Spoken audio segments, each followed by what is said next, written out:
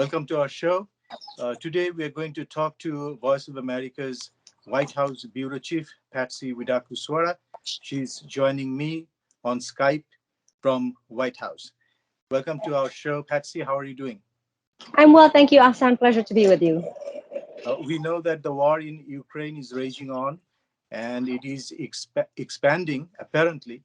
There have been sanctions imposed on Russia in the last few weeks or days.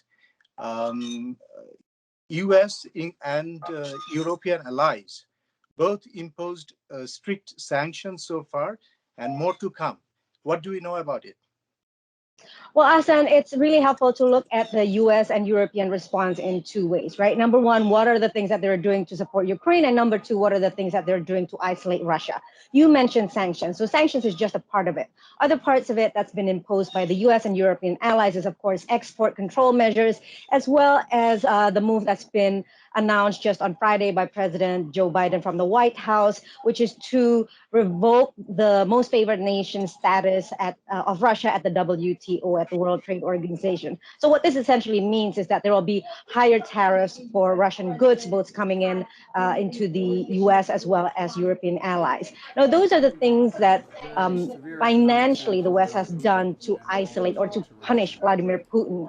And militarily, what the US and the Western allies have done to support Ukraine is basically bolster Ukrainian defense systems, for example, with sending Patriot missile batteries. This was done by Vice President Kamala Harris on her visit to Poland, where she announced it in Warsaw. And this is part of that whole idea of strengthening NATO's eastern flanks. Aside from that, obviously, a lot of lethal as well as non-lethal weapons being supplied to Ukraine. And the idea is to not have any kind of direct confrontation between NATO allies, including the US and Russia, but to just bolster these eastern flank and make sure that these NATO countries who are already feeling very insecure with what's happening in Ukraine feel a little bit more supported by NATO. And of course, the other part of it is humanitarian assistance to Ukraine. The US has so far given over $100 million in pure humanitarian assistance to the country, and as well as other assistance from European Union and other Western allies, including support for European refugees, for Ukrainian refugees that's now flooding into surrounding countries, including Poland and Romania. As we can see that Russia is apparently expanding their attack on Ukraine in more cities now. How much impact these punishments and sanctions, whatever you're saying, how much impact are they having on Russia? So definitely in terms of its financial impact, we can see, for example, the ruble has crumbled, the price of, as well as the Russian stock market was closed for a while because, if they open, then they know that the indexes will collapse. So it's definitely having a huge impact on Russian economy. The other part of this is, of course, Western companies such as Coca-Cola, Nike, Starbucks, McDonald's, they're all stopping their operations in Moscow. So even though that may not have a huge impact on the Russian bottom line, it does impact Russia and Russian people economically because they feel that they're being isolated on the world stage. So when you're looking at economical impact, those are the two aspects that are really important to look at. The ban on Russian oil is another important issue here because that is essentially the lifeblood, the backbone of the Russian economy. So once exports of Russian oil, it has been stopped in the US, it has been blocked, and the UK has also announced that it is phasing out the imports of Russian oil this year, and the same goes with EU, phasing it or reducing it by 2/3 by the end of the year. So all of these things are definitely making an impact. Even within Russia, we are witnessing that ordinary people are coming out and protesting, and several thousand people have been already arrested by the Russian authority. Outside NATO and US, what are the other allies that US is having now? So President Biden is certainly trying to build this international coalition against Russia. And as you said, beyond Europe, there's also a reaching out by the Biden administration to Indo-Pacific allies. We can see, for example, Japan, Taiwan, South Korea have all announced their own financial measures to punish Russia.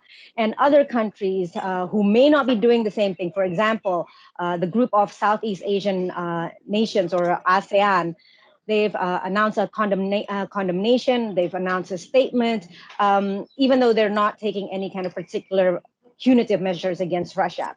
The other thing that the U.S. is also pushing is obviously at the United Nations General Assembly as well as Security Council. There's been resolutions to condemn Russian invasion of Ukraine. And what's really interesting is that in this effort of building this global coalition, particularly in the Indo-Pacific, the one ally that's really holding out is India.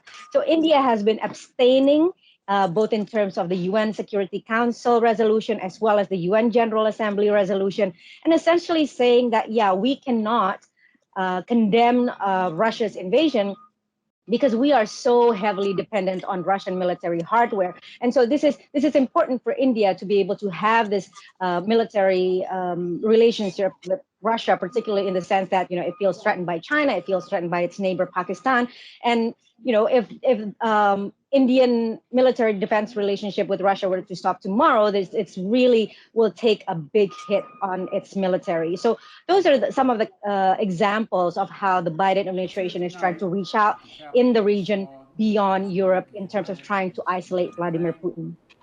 Apart from India, there are a few countries who also abstained from voting in favor or against this Ukraine invasion. And Bangladesh is one of them. And the foreign minister and the foreign secretary of Bangladesh, they both said that Bangladesh is neutral in this case. Has there been any mention by White House about Bangladesh? So not specifically about Bangladesh. The White House tries not to single out any particular country and say, hey, you must support our effort in isolating Russia. But in many instances, both White House press secretary as well, Jen Psaki, as well as other White House officials have basically said that, President Biden wants to remind all countries in this world that, you need to be able to choose a side to stand at this point in history. And so, as you pointed out, Bangladesh is obviously one of those countries who are choosing to stay neutral. This has a lot to do with internal domestic politics in Bangladesh, which I'm sure you will be much better equipped to explain rather than I can.